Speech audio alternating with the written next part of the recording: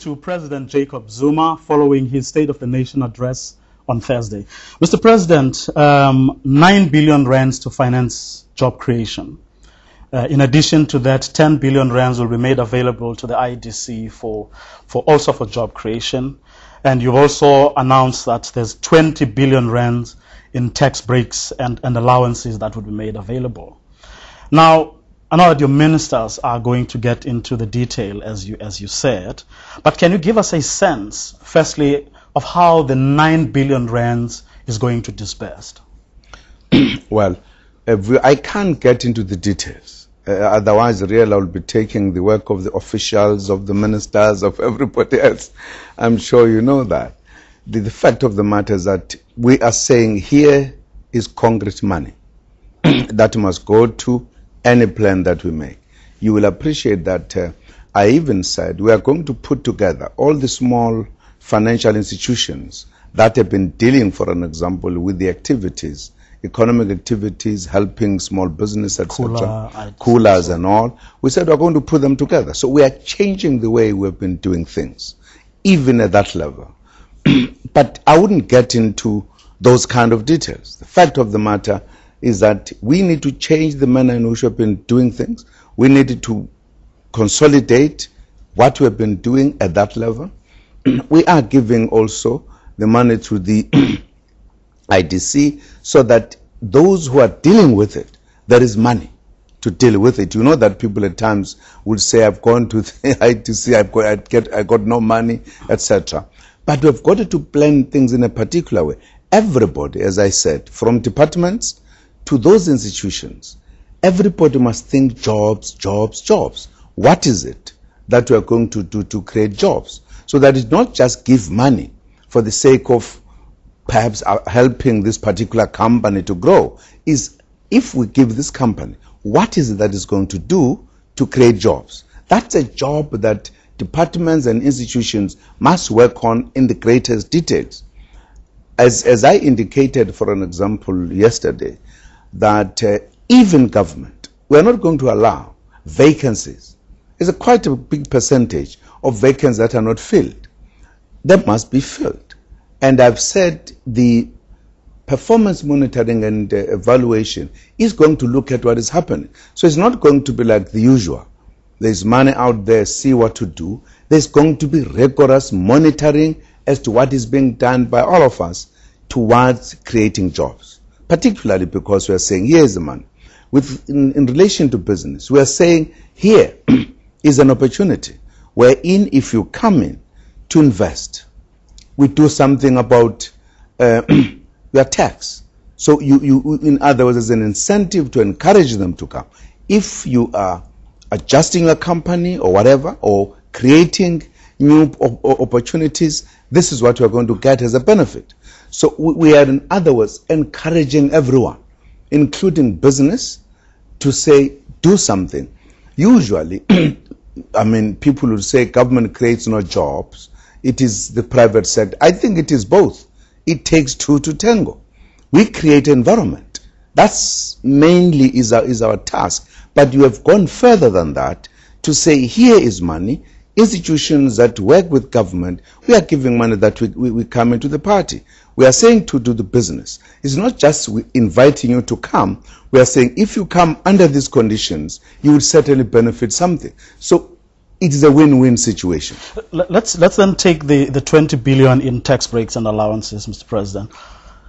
To qualify, a company has to have or be willing or able to invest something like 200 million rands.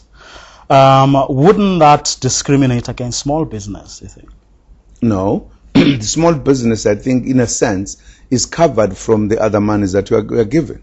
Because they will go to the IDC, for an example, as smaller business who cannot meet those kind of conditions.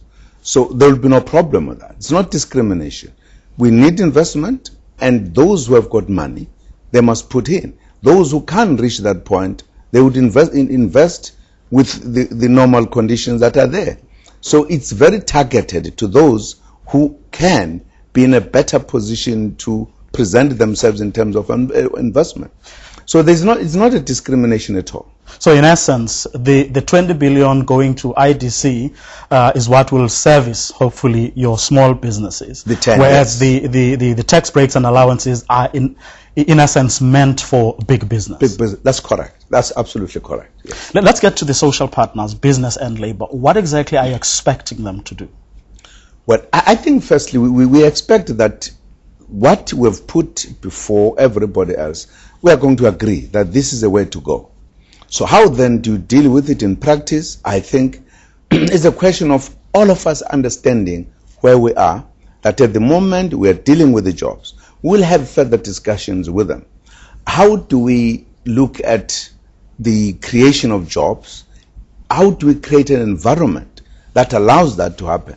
There are many other issues. For an example, we had raised the issue in the last SONA, not this one, about a lot of young people who qualify at the university, who are skilled, in other words, because you can't complain about the skills when there's skills in abundance sitting which do not have an experience. How do we address that issue?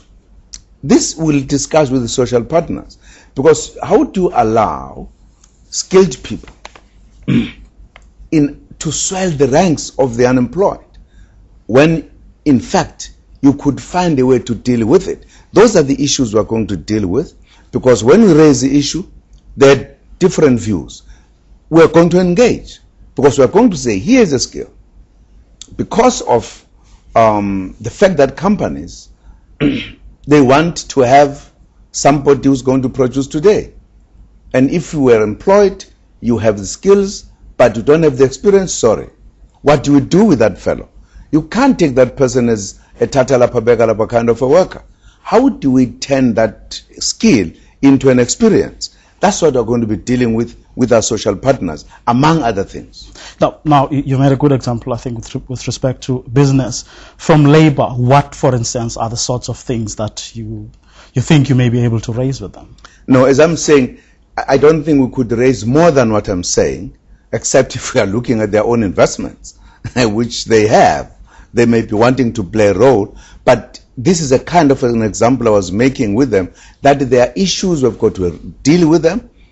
Very concrete one, in my view, is the one I've just mentioned, wherein we've got skilled labor that has no experience. What do we do with it?